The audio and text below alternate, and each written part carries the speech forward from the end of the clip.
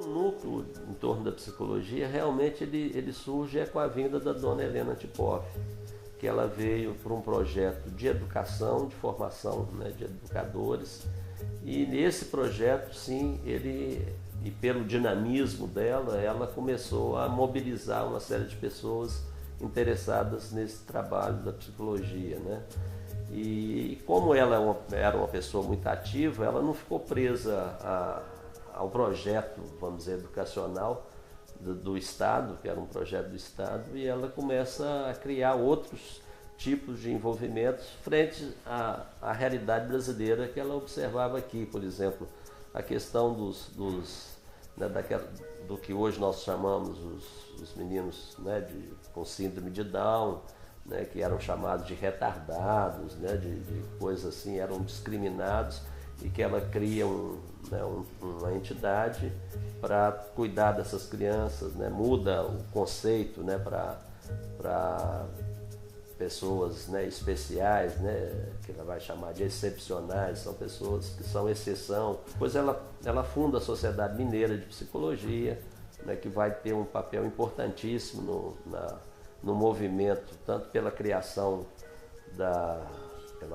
pela regulamentação da psicologia, pela, né, criação da lei que organizou a psicologia, e quanto até para a criação dos conselhos. A Sociedade Mineira de Psicologia tem um papel muito importante aqui em Minas Gerais, né? Um outro núcleo também que vai se formar um pouco depois da dona Helena é um núcleo em torno do Pierre Weil, no Banco da Lavoura, na época Banco da Lavoura, num centro de treinamento e desenvolvimento de pessoal que eles criam lá. Isso foi realmente quase como uma escola, uma primeira escola de psicologia.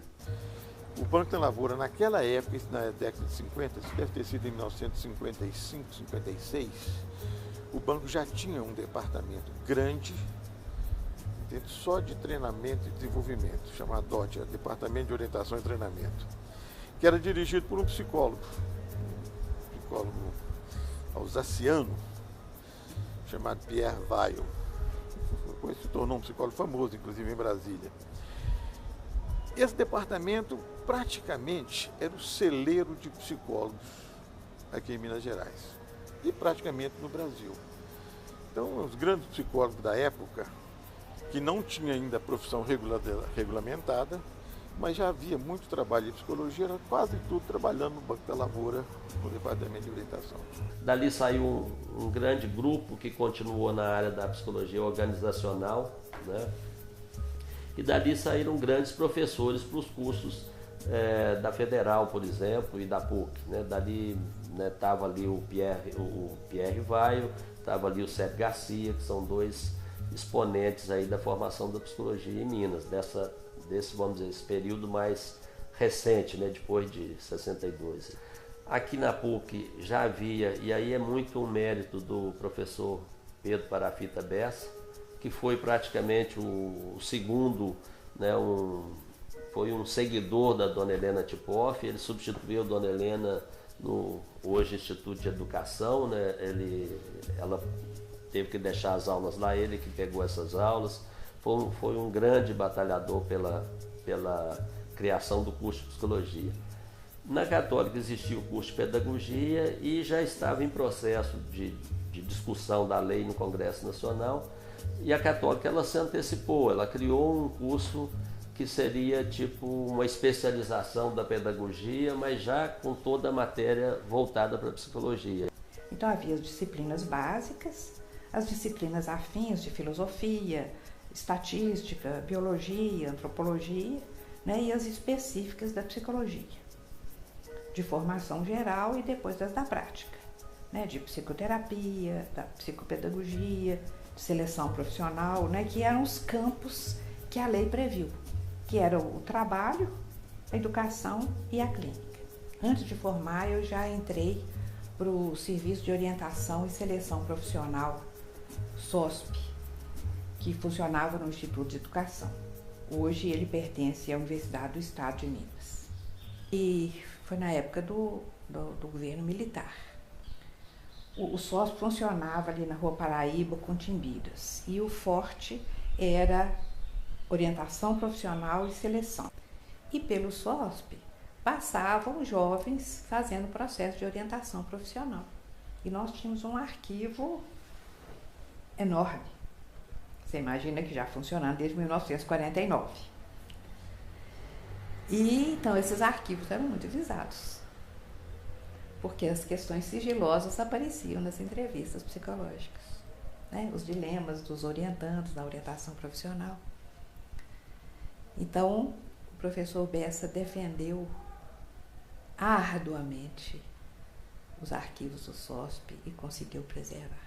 Outro Bessa, né, que é o Allen Bessa, que é um grande formador da psicologia em Minas, com a participação mais recente, mais na formação dos conselhos, mas como psiquiatra ele já tinha uma atuação, né, muito intensa numa visão psicológica, né?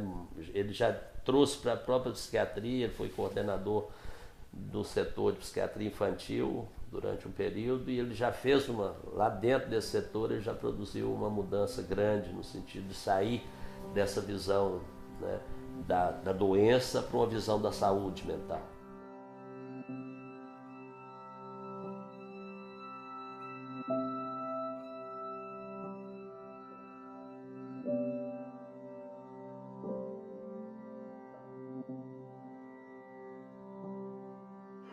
Subiu o joelho, desceu. Subiu de novo, sobe o joelho. Desceu. Vazio. A gente vai tentar não curvar. Você só tem que permanecer noite e tem que permanecer dia também. Você fica só o dia lá, depois volta pra casa. Tanto que os leitos noturnos são cadeiras em cima, né?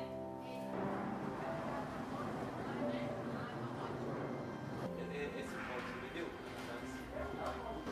Você me encontra toda tarde aqui esse horário. Tá ficando legal, filho. Eu vou fazer. Vou colocar o preto. Já tem 18 anos que eu estou aqui. Na luta antimanicomial. Luta é a favor e antimanicomial é contra os hospitais. Eu já faço parte do estatuto. Eu já estudei o estatuto da saúde mental. Já tem 18 anos que eu estudo, decoro, né, escrevo textos. E o desenho é importante para você? Para mim, toda a vida foi desde criança. Eu comecei a desenhar aos 9 anos de idade. Para mim é importante, porque eu gosto, eu me sinto bem.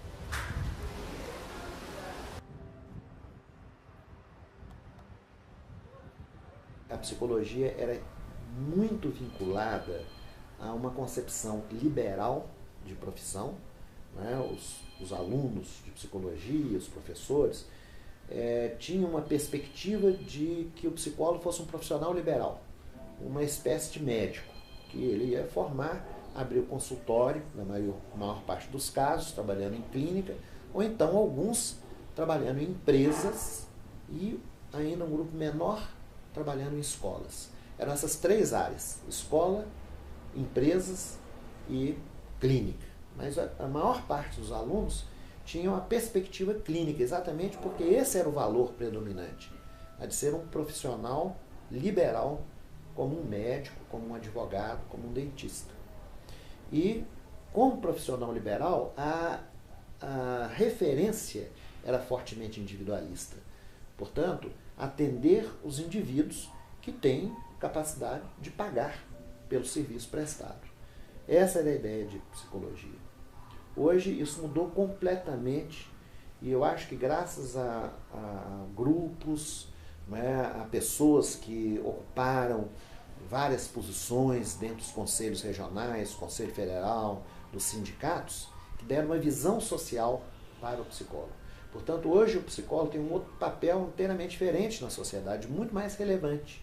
Até os anos 70, como eu disse, todos os nossos currículos e programas de cursos, né,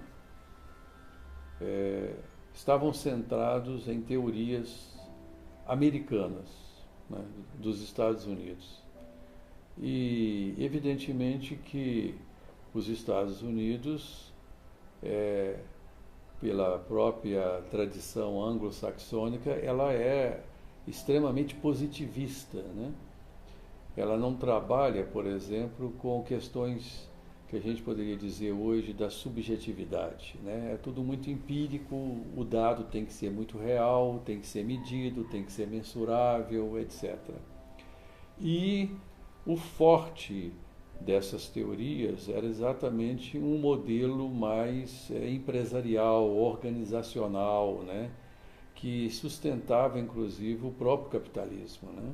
A partir mesmo da década de 90 é que eu acho que houve um reordenamento jurídico, um reordenamento político, e que começou a haver mais incisivamente esse movimento pela inclusão social, inclusão educacional. E aí eu acho que o movimento da psicologia, pelo menos a massa crítica do movimento da psicologia, entrou em sintonia com essas forças atuantes aí, com esses atores da sociedade, e que começou a se posicionar mais favoravelmente no sentido de defesa intransigente da inclusão. A psicologia precisou romper com um certo constrangimento, né, que não a inseria num debate mais amplo, mais democrático, porque ela se colocava numa posição mais recuada, né, e invisível até. Então ela vem a público para dizer como que uma sociedade deve pensar e propor formas distintas, singulares e cidadãs para a inserção dos diferentes sujeitos, né? Então é uma construção histórica que os conselhos têm apontado nessa direção, né? Isso é um projeto ético-político dessa instituição hoje e que muda, né? Esperamos, mude cada vez mais a formação, né, dos futuros psicólogos, que vai imprimindo a essa formação um outro rumo, né, para que os psicólogos tenham condição de fato, se posicionar com clareza, né, diante de um fazer comprometido com a construção de um projeto de sociedade. Se o bem-estar social é destituído, esvaziado do conteúdo político, ele quer dizer tão somente felicidade. Então, eu não vejo por que a psicologia teria que ser promessa de felicidade, não é?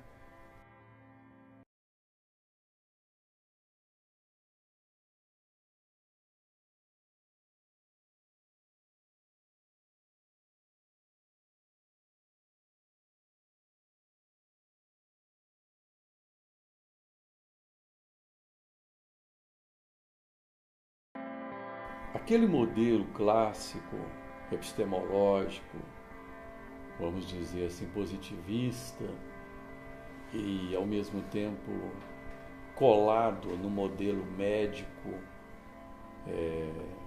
de consultório privado, esse modelo está cada vez mais declinando, né? E está avançando cada vez mais um outro modelo epistemológico transdisciplinar, né, que não privilegia o indivíduo, mas privilegia sujeitos e produções de subjetividades, inclusive institucionais. A meu ver, o futuro de todas as profissões, inclusive da psicologia, é abraçar primeiro essa questão epistemológica transdisciplinar. Segundo, escutar bastante o que a população está demandando, né? E o seu movimento, em que direção que isso ocorre. Porque, como nós vimos, as universidades estavam completamente divorciadas desses movimentos que a sociedade produz. E terceiro, o Estado tem a obrigação de assumir, né, a qualidade de vida, do cuidar de si, né, das pessoas. Então, todas essas profissões vão se direcionar basicamente em torno dessas políticas públicas. eu não vejo outra saída promissora para a psicologia e nem outras ciências se não for por esse caminho. A psicologia tem que ser declinada no plural. Portanto, é esse espaço múltiplo que existe, no qual existem uma grande diversidade de abordagens e práticas, grande função, eu acho, da psicologia, o futuro da psicologia é, em parte, um futuro de resistência a todo tipo de reducionismo do homem a uma pura objetividade e a reiteração do homem como sujeito. É isso que eu vejo como futuro da psicologia. Isso não significa que seja um futuro luminoso, né? Porque um futuro de resistência não é um futuro luminoso.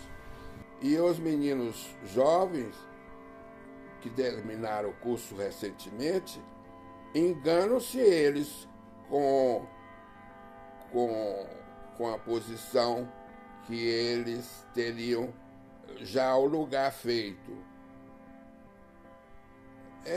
Convém a psicologia batalhar pelo seu lugar. E não definido, não previsto na ordem capitalista das coisas, na ordem da exploração do pobre, das camadas pobres, desprovidas de escolaridade.